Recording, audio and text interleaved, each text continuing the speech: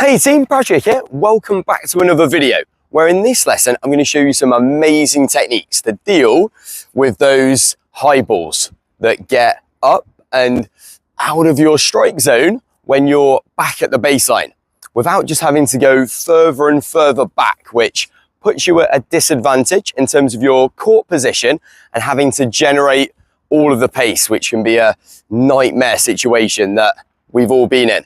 So let's get into it.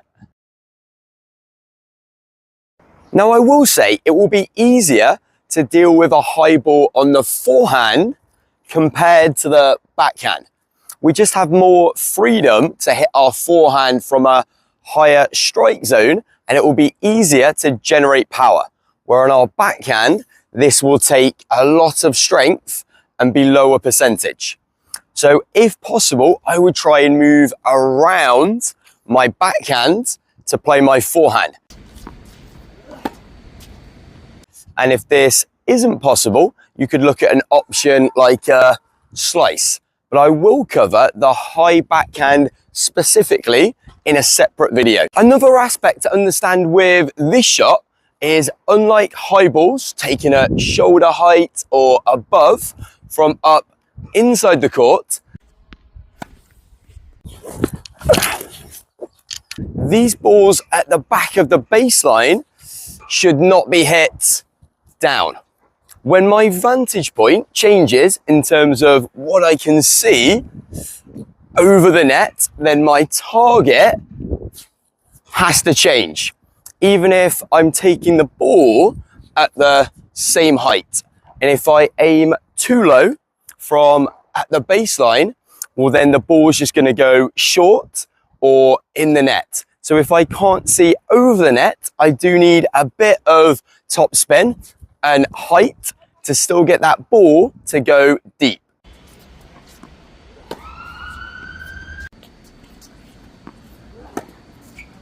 Set your hands higher. Raise and adjust your take back more to the height of the ball. And think horizontal swing path across. Extend your arm across your body like you're clearing something off a high tabletop. Swinging at this same height, so it's high to high. As remember, we don't want to pull this ball down.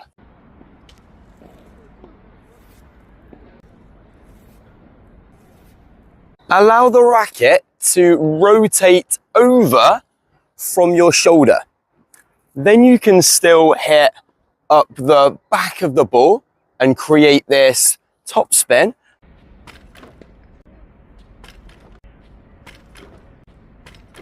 And racket head speed with this release of the racket. Racket head speed is going to be key with this shot, and you don't want to be afraid to go for it.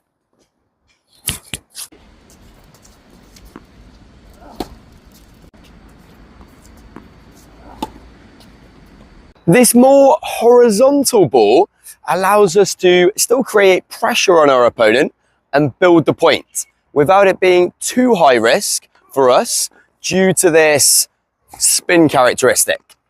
Now, it might be even safer just to go back and let the ball drop,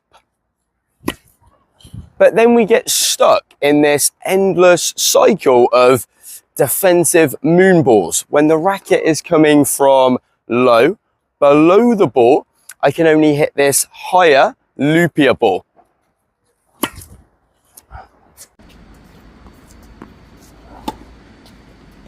Moving away from the swing path, some of the keys to the setup to hitting a high ball would be to get into a wide, open or semi-open stance where you can load and push off your back foot.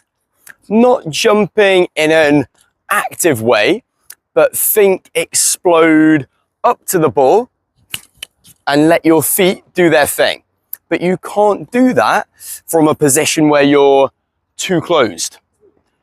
Coil your upper body to generate this power, but your lower body stays on its native side. so you can transfer your weight, loading and unloading into the shot.